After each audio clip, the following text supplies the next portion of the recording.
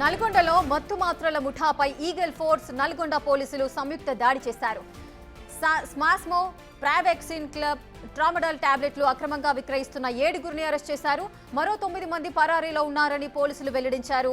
Prescription లేకుండా H1 schedule మందులను నిందితులు విక్రయిస్తున్నారని తెలిపారు. అలాగే నిందితుల నుంచి 2400 స్పాస్మో, ప్రావాక్సిన్ ప్లస్ 345 ట్రామడాల్ టాబ్లెట్లు స్వాధీనం చేసుకున్నారు. ప్రధాన peddler Jabeenulla medical shop owner Krishnasai నుంచి పూర్తి వివరాలు తెలుసుకుంటున్నారు. ఇక మరోవైపు వెంకటరమణ మెడికల్ స్టోర్ లైసెన్సును డ్రగ్ కంట్రోల్ అధికారులు రద్దు చేశారు.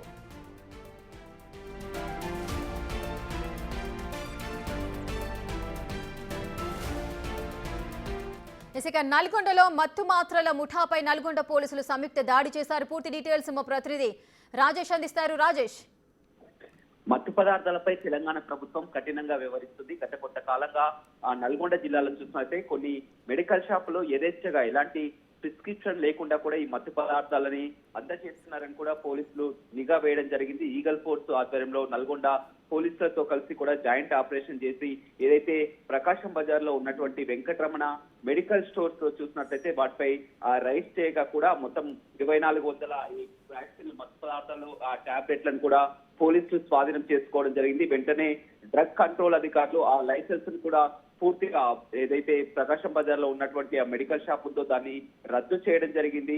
మొత్తం ఇందులో 16 మంది కూడా నిందితులు ఉన్నట్లు కూడా పోలీసులు తెలుస్తున్నారు. ప్రస్తుతం మాత్రం 7 అదుపులోకి తీసుకోవడం జరిగింది. 9 మంది పరారీలో ఉన్నారు. మరి కాసేపట్లోనే నల్గొండ డిఎస్పీ ప్రెస్ మీట్ కూడా నిర్వహిస్తున్నారు.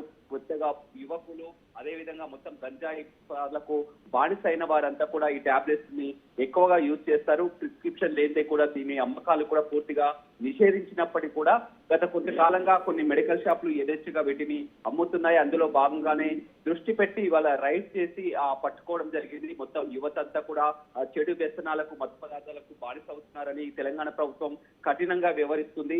రాష్ట్ర వ్యాప్తంగా కూడా అన్ని జిల్లాల్లో ఈగల్ ఫోర్స్ ఆధ్వర్యంలో కూడా దాడులు నిర్వహిస్తున్నాయి. అందులోనే భాగంగా నల్గొండలో చేసినటువంటి రైడ్స్ లో ఈ ప్రకాష్ బజార్ లో ఉన్నటువంటి షాప్ వెలుగు చూసింది. ఆ షాప్ పూర్తిగా రద్దు చేసి అరెస్ట్ చేయడం జరిగింది. ప్రధాన నిందితుడు ఎవరైతే ఉన్నారో ఆ జమీనుల్లా ప్రధాన నిందితుడు అని చెప్పవచ్చు. అదేవిధంగా మెడికల్ షాప్ యాజమాని ఇద్దరిని కూడా అరెస్ట్ చేయడం జరిగింది.